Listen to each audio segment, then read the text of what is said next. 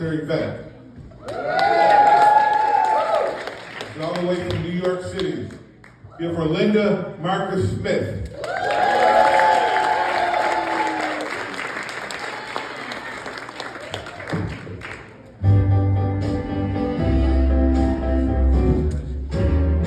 Whoa, yes, I'm the great pretender.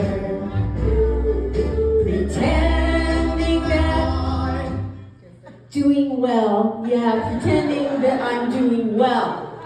Yeah. My name is Linda Marcus Smith. That's 3 names.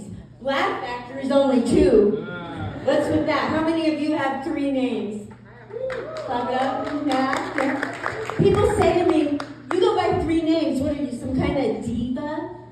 No, I don't go by 3 names because I'm a diva. I go by 3 names because I'm still pissed about John Wilkes Booth. I know, we're in a theater. He was too the day that Lincoln got shot, right? I'm so mad about it, because if you think about it, he was an actor in a theater, and he got famous with 1 headshot. You know, blows my mind too. Yeah, I started comedy, and it's really, really hard doing comedy because I'm so stinking hot, right, sir? You get it. It's so hard doing comedy, and it's hard doing comedy because I'm so old. You get it, right? Give it up for him, sitting in the front. We got the brave Cup 2 ladies up front. I was in the military. I think they're braver. What do you say? Yeah. It's so hard doing comedy because I'm old and white. Makes it so hard. It's not the year of the white. Just kidding, just kidding. And it's really hard because everybody thinks that because I'm old and I have nice hair, it's a wig. Pull it, sir. It's not a wig. It's like, no. I'd rather find your G-spot. Sister, don't bum rush me. I come from, you're looking at me, you hear I'm from New York. Don't I sound like a New Yorker? No? Oh my gosh. I love messing with New Yorkers. All the gals that came with me from New York, I love messing with New Yorkers. Have you tried? It's so much fun. You guys should try it.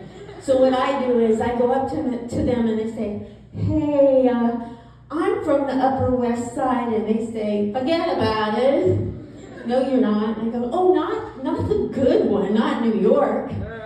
I'm from the Upper West Side of the map, Oregon. I know. A little town you'd never heard of in the news before at all. Portland.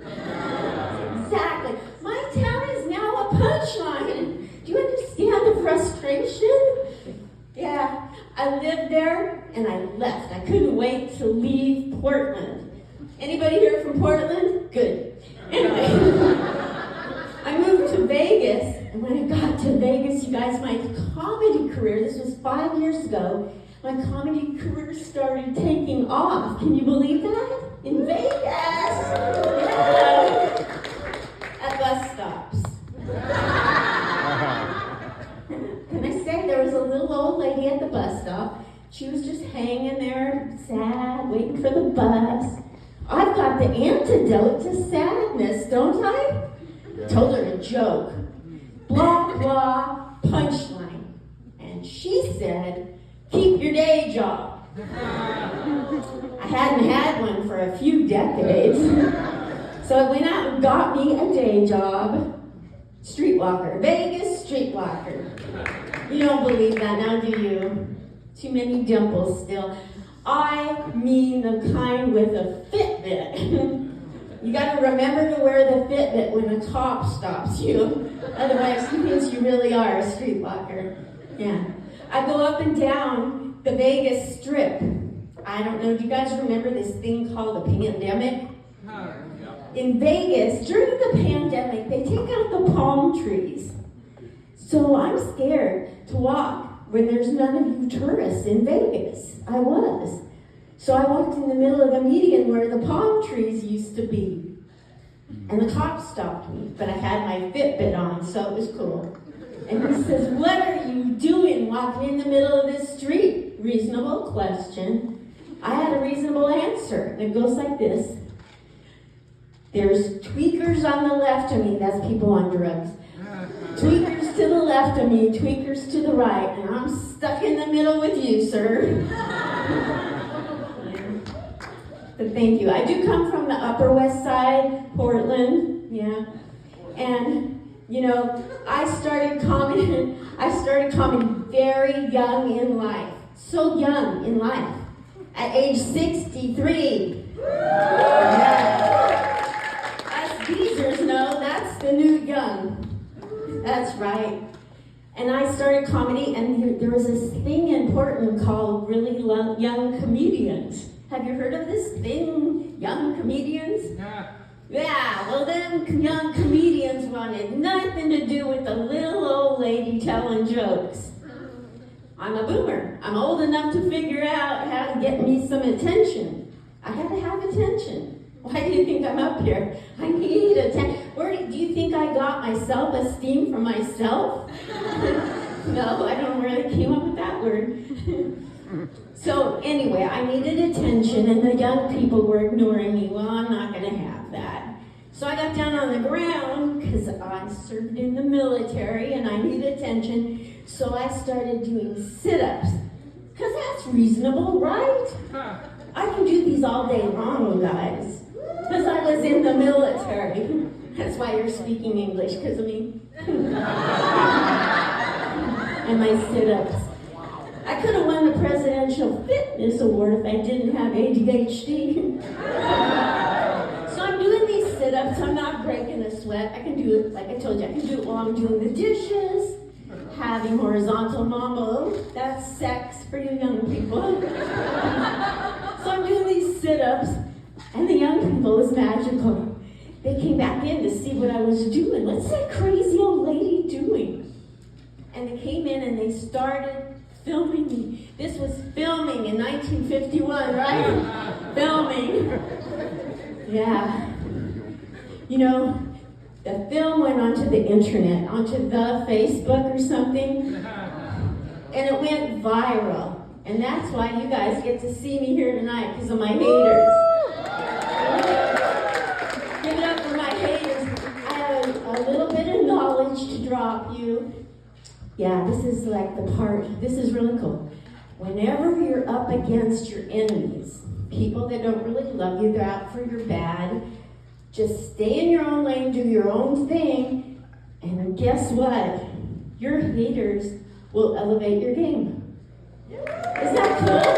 Yeah. That's my little knowledge. You know, I get told a lot, as an older comedian, men think that I'm really hot.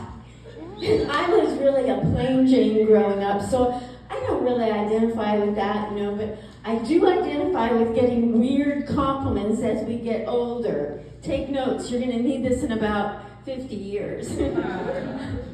I go for coffee, because where are my coffee drinkers? Addicts, where are you? Yeah. I go for coffee because I'm addicted. It's a serious thing. And I go in, and the barista named Jim, he always has some kind of backward compliment for me. You're going to get them, ladies. You're going to get, and guys, listen, because this is your opportunity to up your game with your compliments. I go in, and Jim says, "Linda, you look so good for your age." Where did he go wrong, ladies? He said, "For your age." He ruined the compliment. He went long. Not the kind you want. Okay. So anyway, I had to have a comeback. So I said, "Jim, you look great for a dropout from a hair club for men." Because he was bald. Are you too woke for that, huh, Chicago? No, it's better to give a compliment than receive one if you get to this age, trust me. Another time I go in for coffee, and Jim says to me, "You look like you're aging backwards." I'm supposed to be excited about looking like Benjamin Button? But my favorite compliment from Jim in Portland, Oregon at 30th and Division, yeah, you can go in there and tell him hi for me. He said to me on a rainy, windy day, my makeup was going like the wind across my face, and I ducked in for my fix, and he said, Linda, today you look just like Marilyn Manson. Boo. I don't think I look anything like Marilyn. I don't. I think I look like if Marilyn had had a sister. She didn't, young people. She didn't have a sister. But if Marilyn had a young sister, I think I look just like her sister, who would have had to have sung Happy Birthday, Mr. President to Ted Kennedy. Yeah. No, I don't look like Marilyn. So, I don't know if anybody here remembers this phenomenon called the post office. Anybody remember what those are? U.S. Postal Service? Any postal workers? No? Okay. And they're probably working from home right now. Yeah. In 1973, was anybody alive here in 1973? All right. I went into the post office. I had business to do. I had to send a package. That's how we did it, you know? And I went in there, and I gotta tell you, it was so amazing. This guy was in love with me, or he was showing his affections. He did it old-fashioned style. In 1973, he just said, I want you. That was how it was. He said, I want you. Okay, all right. If you're going to make me tell the truth, it was a poster of Uncle Sam. Don't get ahead of me out there. Army recruitment wanted me. It was Uncle Sam. Now stick with me, Chicago, on this next part. Yeah, if I couldn't say no to my real grandpa, how am I going to say no to a fake uncle? Yeah, it's true. So I went in the Army. Look at me. I was sweet, young, and innocent. I went from being a plain Jane in high school, very plain, to being a shave your head off, GI Jane. Yeah, to 2,000 men, and I was the only woman on the post. And now I was Gina Lola Brigida. I see your pupils dilating. Take out Gina, throw in any Kardashian, it's the same joke. Yeah. But I did. I served our country proudly. It was amazing. Some of the best memories of my life. I never want to get dementia and forget them. I got a lot of attention, more than with my sit-ups. Thanks, you guys. I'm Linda Marcus Smith.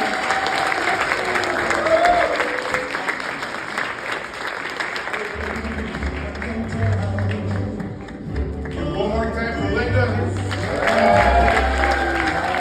All the comedians that have been up here today, yourself for coming out.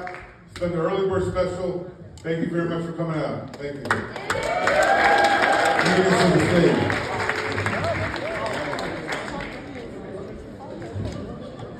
Comedians on the stage.